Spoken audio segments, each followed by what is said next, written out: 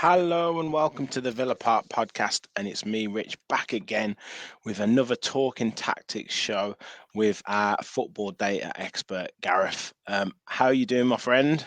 I'm very well, thank you.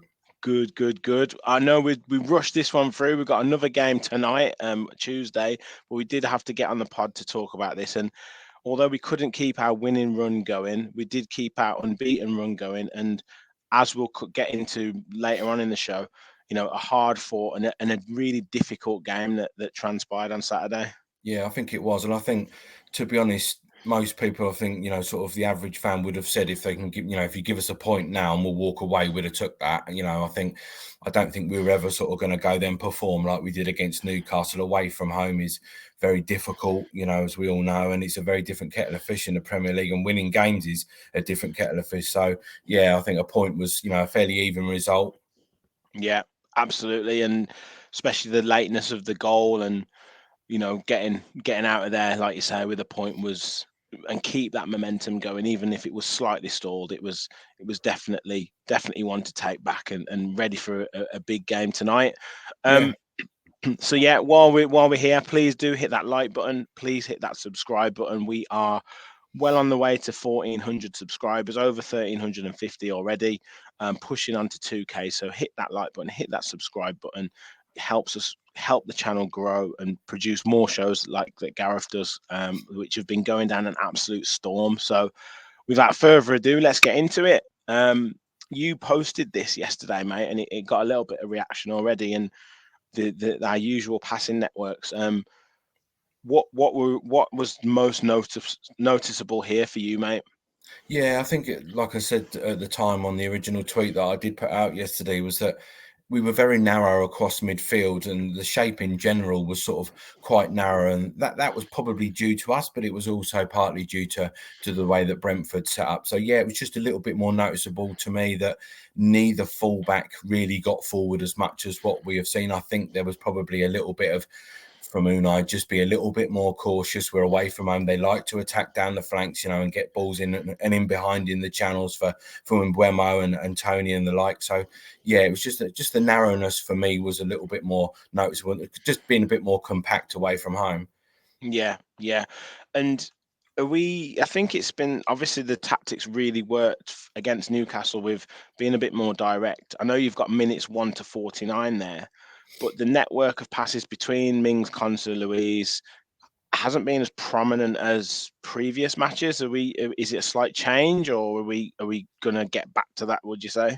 I don't know. That's a difficult, good question. I mean, I think against teams that like to press high, like sort of your Newcastle and Brentford, didn't do it so much. But when you've got to face in a team, especially like I keep saying, away from home, is very different to playing at home. No matter what people might think, it's very different, and you have to be very cautious and everything else. And a lot of managers are, unless you're sort of Pep Guardiola, you've got your way of Yeah, yeah, yeah, yeah, away from home, but. yeah.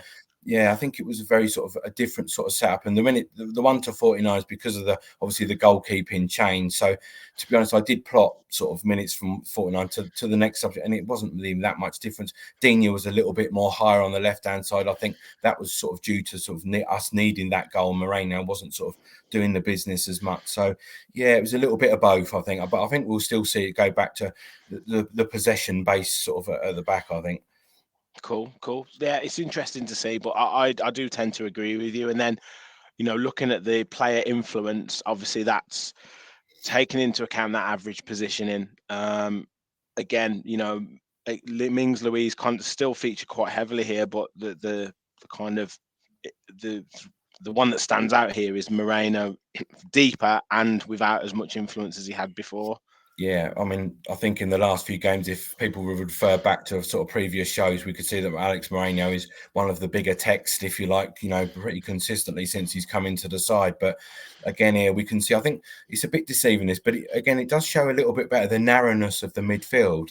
It Mm. does show that a little bit better. Now I know it's only text and it's names, but it just shows you that sort of that little bit better. And the way that Watkins is sort of almost average position just inside the opposition's half, whereas in previous games we've seen him sort of 10, 15 yards just outside the penalty area across that pitch where he's making runs in behind. And Brentford didn't allow him that space at the weekend, so that's probably why that is the case. Yeah, and we'll come into that with your kind of analysis of the stills. We'll come into that a little bit more, but it was, they really did suss us out quite well. And with players like Ivan Toney and Buemo, they've certainly got, real weapons up front that can hurt you, so they can afford to kind of do that a little bit. Yeah, we should give credit to Brentford because they did, they set up really well against us, considering it's not particularly their usual shape. And I think that just shows the confidence sort of in his side, but also the threat that we are now posing, whereas teams would have normally set up the way that they normally set up, but they're sort of changing things to try and sort of battle our midfield and everything else. So, yeah, it's good to see for us. Yeah, we just got to come up with a few more ways to get around it. But yeah, onto the XG. So again, quite a few good chances for Brentford. I know they missed that open goal, but is that a slight concern that the chances that they were creating? Yeah, I mean, I think possibly in truth, would we have an argument if we'd have come away losing the game? I don't know, possibly. But I mean, Brentford, we've still had plenty of shots. We've still, the expected goals on target is very similar. Mm. And it was quite an even contest, one after. So I think Brentford probably had the lion's share of it. We could probably say if push comes to shove, but I still think we were good value for a point. I wish that we'd have probably sort of got that one goal a little bit earlier, really. I But agree. even then, it was sort of, you did feel that we would score. Well, Yeah, I personally did anyway. yeah. I mean, that second half went by in a flash. And I do wish we'd have come out that second half a little bit more intent, but you talked about the goalkeeper change. You've got to adjust to that. They scored on 66, 67 minutes. Then it was like, right, we've got to get back into this. And it was pretty much all Villa. And I think obviously this will tell. I know they had one or two bits at the end, but ours did increase from that kind of 80. What's that? 85th minute onwards, and Yeah, it was that momentum was there. yeah, exactly. And I think we just started to build. I think that was sort of after the changes when we sort of, I think we brought Dina on just before that. And I think he did, even though he wasn't sort of massively involved, he provided that little bit more of a threat down that left-hand side, sort of partially, not to what we're used to be seeing from Mourinho and the such like, but it kind of changed the dynamic a little bit. But what you did pick up on important is Emi Martinez being taken off and obviously not being well. And I think that really affected the first phase of the build-up. I really do. I think that sort of changed the dynamic a little bit. And they clearly haven't got confidence in Robin Olsen, and we saw that from Sade should have put that in the net, shouldn't he, after taking it round? Yeah, And yeah. you haven't got the confidence, and that's a backup keeper will obviously be coming in, I think, because they just haven't got that confidence in him. Yeah, and a quick little look at the game flow. It kind of backs up what we were saying there. Periods for Brentford. I did think we weren't too bad right at the start of the game, but obviously a strong finish, and you do get the impression if we'd have scored that little bit earlier, maybe we could have nicked it. But it's one of them, isn't it? Yeah, I mean, obviously we're a possession-based side, and we did start off well. The difference is that we didn't do much with it, and it was quite a tricky game. But I think that the game flow there sort of explains the game quite well, really. Not much threat from either side really until the sort of the period where sort of Brentford got their goal, and then we sort of had our own period where then we scored from it. Yeah. Well, let's get onto our analysis, where you've outdone yourself again with the slides. I've had a look at them, and they look fantastic. So while I'm just sharing the screen, please do hit that like button, please hit that subscribe button, and please comment on anything that you've seen in this show, because obviously Gareth is really good at sort of answering your questions. I do need to share some questions that we've had, Gareth, with you, so I will do that. But yeah, please do, and drop it in the comments, or drop us a DM for anything that you want Gareth to look into. But I think we've got 6 to go through. Let us know what we're seeing here, because we talk about Brentford's defensive shape, and you touched on that earlier when we were talking right at the start. Yeah, I mean, obviously, first of all, I did put out, I think everyone saw the message yesterday, where I sort of asked fans, the subscribers of the show, whether what they would like to see is the text a bit too much. And, so a lot of feedback we got, or I got anyway, was that it would be better sort of projected in bullet points. So that's what we've gone for this one. We're going to see how that goes. And yeah, Brentford set up in a sort of a 4-3-3, which is obviously a 4-1-4-1 out of defensive. And we can see that Tony is that centre forward, and you've got that 4 Brentford players across midfield. And I think it was Jan Out and Jensen's role was to sort of just sit 5 or 10 yards off of Dendoncker and Louise and just stop the passing lanes going into that box midfield that we normally have. So we've got out of shot, we've got Ramsey and Buendia, who are obviously in that box midfield. You'll sort of see them parallel. And this was the idea of Brentford. They were trying to block off those passing lanes so that Ramsey, Buendia, etc., and McGinn could not turn on that ball. So that was sort of the main takeaway here, really. Yeah. And another quick point was, what I noticed from being at the game is how quickly Tony and Buemo and Sharda can get across the ground, and they are pretty sharp, and they were stopping those passes from going across the back, the way that we usually like to play it, and that did put that extra bit of pressure on. Yeah, I mean, the worst thing for a centre-back is to be pressed by someone who's got pace over 5 or 10 yards. And like you say, Sade and especially Mbeumo as well, who I think he's an impressive player, I have to say, and Tony. And so that ball they were conscious of that ball being played back to Mings and Concert. And then those sort of the 3 of Brentford, Mbeumo, Tony and Sade, and they would be able to press and compact and sort of stop those passing lanes. And I think that was what Villa were quite wary of. Yeah, definitely. Right, onto the next one. So we're looking at the transition here. I know you wanted to pick on a couple of points here. Yeah, it's another one of those, like, this is sort of Brentford when they're in possession, and when they won the ball back, you can see sort of that box midfield is sort of almost where we are. We can see Ramsey done sort of there, Buendia there, and McGinn up the top. Now, sort of, you've got those 3 players across there. Now, as soon as that was broken from Villa, they were almost out, Brentford. They had Jensen sort of there, they had Yen out, and you can see the closeness. And they're the 2 sort of wider midfield players for Brentford in that midfield 3. So they're not sort of, but look how compact they are. And that ball is then out. They are out. They have beaten that line of press and they're out. And I think we were quite lucky at times to sort of get away with that. Yeah, absolutely. And you could see that it did have an effect on us. And then you wanted to talk about what maybe we could have done to combat that, which is something we might have to think about a little bit more. I think sometimes the physicality and, like I said, the speed at Brentford, because in some of the away games we have managed to draw teams out and get behind them, but we just kind of struggle to do that. But you've picked on a couple of bits where we maybe could have been a little bit more expansive or taken a few more risks to try and get through them. Yeah, I touched on it earlier in the show. I just think we could have sort of pushed on maybe that little bit earlier to try and get that equalising goal. And I've picked out Digne, and I think he was brought on just because Mourinho wasn't being as effective. And I think playing at that sort of another 15 yards higher up the field where we normally do, that space is there. As soon as that ball goes into Jacob Ramsey, Digne is free on that left-hand side. So I just think we could have sort of played through the lines just that little bit quicker. We can again see that box midfield that we talk about. So the 4 was there, but that was kind of nullified. And I think Ramsey and Buendia should have maybe sort of separated and gone wider a little bit, sort of, across the midfield a little bit more, just to stretch Janelt and Jensen in that midfield. But again, it's by the by, but it's just sort of a little bit of something that I picked up on.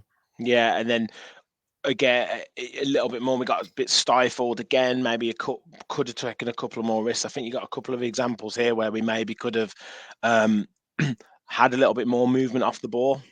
Yeah, and this is just what I'm talking about. It sort of refers back to the previous slide as well. Sort of just movement off the ball. Again, if Ramsey makes that run in, we can see that Brentford midfield are sort of pushed higher. So there is that space in behind because there is sort of 10 yards in between that Brentford midfield and the back 4. And I just think Ramsey especially could have sort of moved in field a little bit more, and they stifled Buendia because of that sort of crowded out midfield. So just a little bit, sort of a bit more of positional rotation and a little bit of sort of movement in behind maybe.